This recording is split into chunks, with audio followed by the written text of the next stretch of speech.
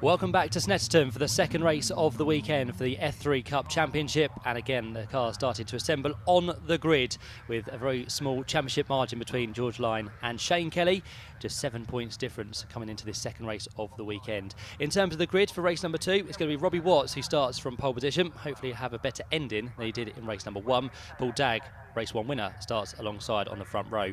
Row 2 is then headed by James Heffernan in car number 8, and George Lyne starts there on the outside. And back on row 3, the other championship contender is Shane Kelly. Alongside him is going to be that of Wade Eastwood.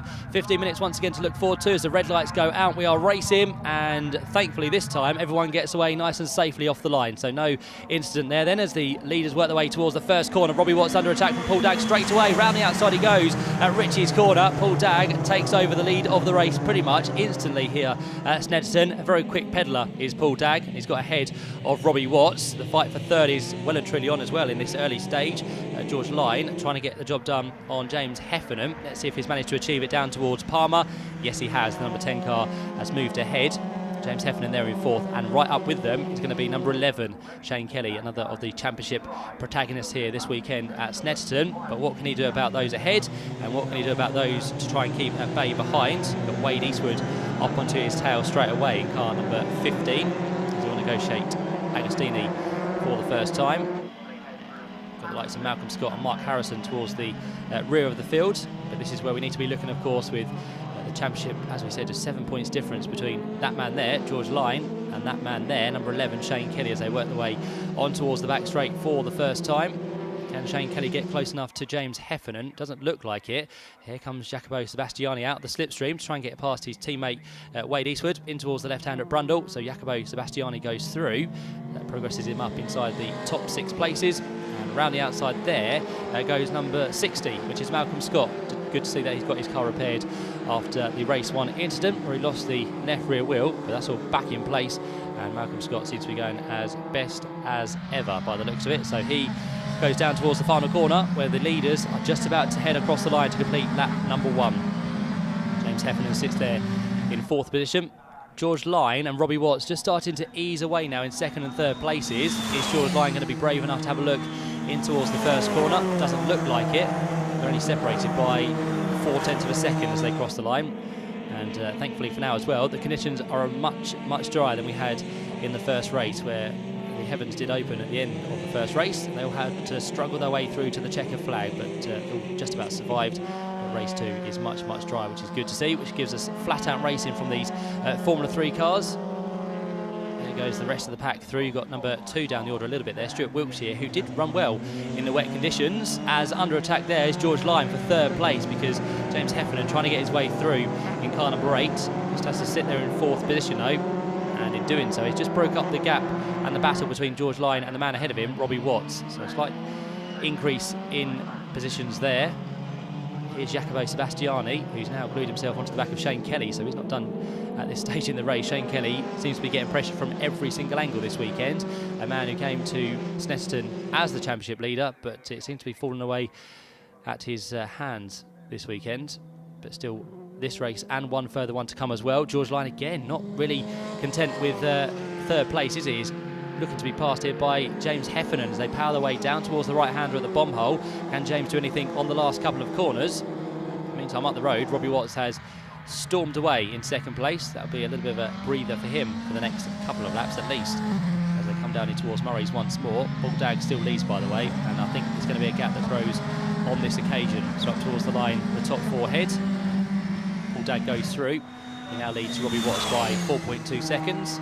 George Lyne sits in 3rd, a further 1.5 seconds adrift, and here comes James Heffernan once more, an attack to the inside of Richie's. That will then probably just hamper him on the exit, although these F3 cars are very low to the ground, very aerodynamic, which means they can keep well and truly close.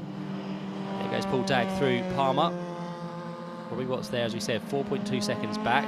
3rd, 4th have now been joined by Jacopo Sebastiani, who's in fact got past Shane Kelly, so his race goes from bad to worse by the looks of it. He's dropped another position, which means he loses more points in the championship, and George Lyne gets further ahead, although he's not quite safe in 3rd place, is he? Because James Heffernan is at every single opportunity here looking to get his way through. So James Heffernan looking for his best performance of the season. He sits a little bit lower down in the championship. Hasn't done that many rounds this year. He missed earlier rounds at Brands Hatch back in May, but the rounds he has done, he's been a very consistent point scorer, and the season's got better and better as it's gone on. He's been on the podium a couple of occasions, but he'll want to try and match that here today in race number 2. There through the picture goes Mark Harrison on the tail of number 60, which is Malcolm Scott. So those two cars turn their way on towards the Bentley straight once more, as we now focus our attention back with the fight for 3rd place, which is still George Line, James Heffernan, Jacopo Sebastiani in the green and white machine, and then Shane Kelly there in car number 11. Behind them at the minute is number 15, which is Wade Eastwood, teammate to Jacopo Sebastiani, and not too far back as well, man who had to make a few places up in race number 1, that is Daryl Eastwood, who seems to be working his way through as quick as possible. So Daryl Jones in car number 73 seems to be working his way through pretty quickly on this occasion. I'm sure we'll see him in shot very, very shortly as the 3rd and 4th place guys head their way through Ritchie's up towards the Wilson hairpin they go. Robbie Watts now sits 2 seconds up the road from this fight, which again gets ever closer. Shane Kelly brings his car onto the back of Jacopo Sebastiani, who in turn is now looking pretty rapid to get past that of James Heffernan as they turn their way in towards the left-hander very shortly at Agostini. Here comes the dive, the darting mood from Shane Kelly, but in the end he thinks better of it. In turn, Jacopo Sebastiani goes for a move down the inside of James Heffernan, but he then has to back out of that as well, so it's a case of you try for it, but it doesn't quite work out, so you just play it safe for now, especially in the early stages of this race. Someone who doesn't play it safe is Mark Harrison. He goes straight for a move on Malcolm Scott, and very nicely for him, that does work out. It may be for the last position in the race, but it's always best not to finish last. And for now, it's number 6, Mark Harrison, who is ahead of Malcolm Scott in cars 6 and 60. Up front, Paul Dagg on that previous lap extended his lead to 5 seconds. So Robbie Watts not at the minute making any inroads into the tail of our race leader. Paul Dagg, of course, the race 1 winner. And for Paul Dagg again, he hasn't done the full season, just appearing in these last few rounds, try and get a few more signatures onto his licence as they come down in towards the final corner of Murray's. Shane Kelly with a little bit of a lock up there, maybe under attack now from Daryl Jones, who gets a great run through Murray's. Shane Kelly tries to go defensive, but Daryl Jones should have the swooping line at Ritchie's and possibly taking the place away from Shane Kelly, our championship leader before this weekend. And round the outside line goes Daryl Jones, up in now to what's going to be 6th place. Shane Kelly has deposed that 1 position.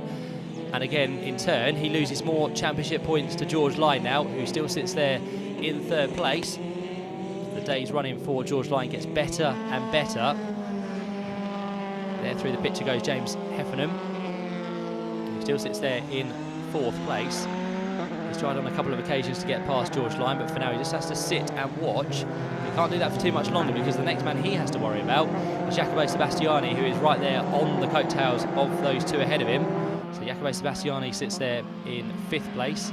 Daryl Jones, as we said, now up into 6th position. And then behind that we have the likes of number 11, which is Shane Kelly, down to 7th. 8th place for number 15 at the minute, which is the car of Wade Eastwood. And then behind them inside the top 10, the likes of Stuart Wiltshire and number 13, which is Tony Bishop. And that's how the order looks at just over the halfway stage of this race. Here's that fight that continues as well between the 2 red cars towards the back of the field. Mark Harrison still ahead of Malcolm Scott, and it looks like Mark Harrison has just pulled away by a few tenths of a second. Not much, but enough to keep him safe in 11th position. Down through the bomb hole goes the fight then for 3rd place. Still headed just about by George Line. James Heffernan there in 4th, and Jacopo Sebastiani just taking a little bit of a break now. He's kind of dropped off the tail of James, but he can afford to do so because the man behind him, Daryl Jones, has got the car of Shane Kelly to worry about. So we're just about pairing ourselves off now. A fight for 3rd. Then you've got the fight going on for 6th place between these 2 guys, Daryl Jones and Shane Kelly, as they turn the way through Ritchie's for the 6th time of asking. And behind them we can see this man here, Wade Eastwood, on his own in car number 15. But another battle starting to emerge there between the likes of Stuart Wiltshire and Tony Bishop. Those 2 again have been pairing up and racing for many, many seasons, whether it be an F3 Cup or, of course, Monoposto racing. They seem to dovetail most weekends with some form of racing. It's great to see them out in the F3 Cup, the final rounds of this year's championship. Down towards Oggies then go the guys behind the leader, who is still, of course, Paul Dagg in car number 99. He turned his way on towards the Bentley straight. There's Shane Kelly, and we're just waiting for Wade Eastwood, I think, to pop up behind him, which he does. There he is, number 15. And the next two inside the top 10, Stuart Wiltshire, and still that of number 13, the car of Tony Bishop. But it's this fight up front, which is the intriguing one for now. 3 cars all as one. George Lyne, James Heffernan and Robbie Watts. In fact, not Robbie Watts, sorry, the car of Jacopo Sebastiani, who gets much closer on this occasion. He looks for the inside line at the bomb hole and just takes one split second. One mistake from one of these cars and the cars behind will be straight onto your tail. They are very, very quick, the F3 cars, which means that the likes of Darryl Jones is now within the mix as well, because Jacopo Sebastiani has been bulked slightly through Brundle and Nelson. So we turn our attention from 3 cars to a different 3 cars. 2 of those still the same. The other one to join the mix now is Darryl Jones, so as they head up towards Ritchie's corner. James Heffernan pushing on. Jacopo Sebastiani started to be backed up into the clutches of Darryl Jones as they work their way through the right-hander at Ritchie's corner. And for a man who's been on form so far this year, Shane Kelly took the first 3 wins of the season at Donington here this weekend, not seeming to get to grips with Snetterton, the first time they've raced it this year. They've been up and down the country at different circuits. Brands Hatch, an away day at Spa as well in Belgium. At Alton Park they ventured off to earlier on in the season, and they went back to the Brands Hatch Grand Prix circuit before 2 races at the Silverstone Grand Prix circuit. There's 3 races that close the season here this weekend, the first one of which has been won by Paul Dagg. The second one at the minute looks to be won by Paul Dagg as well, but still a few minutes remaining within this 15-minute encounter. And of course the first race was hampered by a safety car early on due to the car of Malcolm Scott, which was in a slightly dangerous position. But there you can see Malcolm Scott in this race doing well, trying to get past once again Mark Harrison on the run down towards the left-hander at Agostini. There was yellow flags which we just saw, and the reason being this car here, Tony Bishop, has been off in the weeds. He resurfaces though, gets back on his way, and I don't think he'll lose any places whatsoever because these two are quite a way adrift. So Tony Bishop has a little bit of a spin, back on his way, and rejoins now in 10th position. As this fight for 11th and 12th heads its way down the Bentley straight once more. There is our man who sits down the order in 7th place for now, Shane Kelly, car number 11. The championship at the minute just seems to be slipping away from his clutches.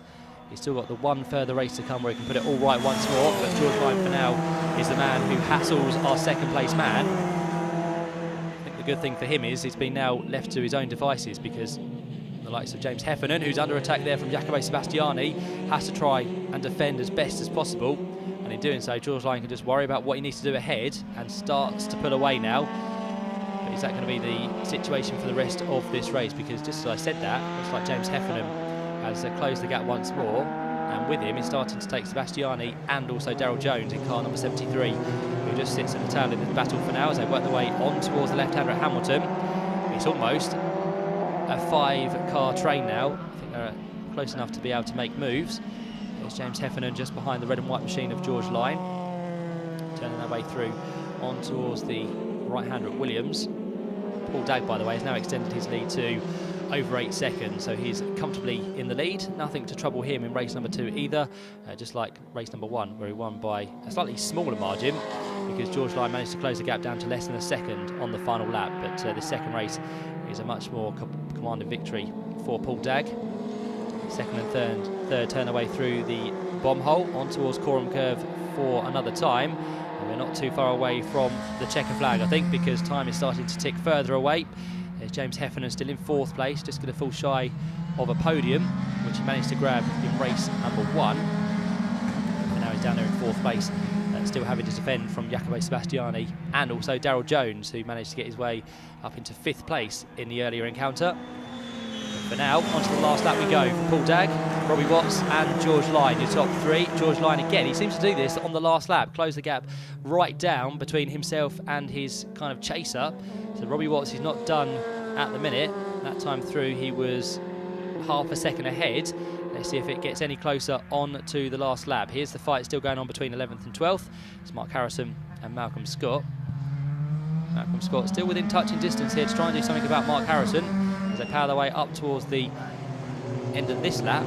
for them will be the start of that last lap, and Robbie Watts now has a few more for company because George Line is ever closer. Oh, and Tony Bishop has gone for a second spin within this race, and it doesn't seem to be stopping, unfortunately, until he hits the barrier. So he comes to a place of rest on this last lap, and for him possibly it could be a retirement before he sees the checker flag, which is a real shame because he had been running inside the top 10, but a mistake at the Wilson's hairpin puts him now out of the race.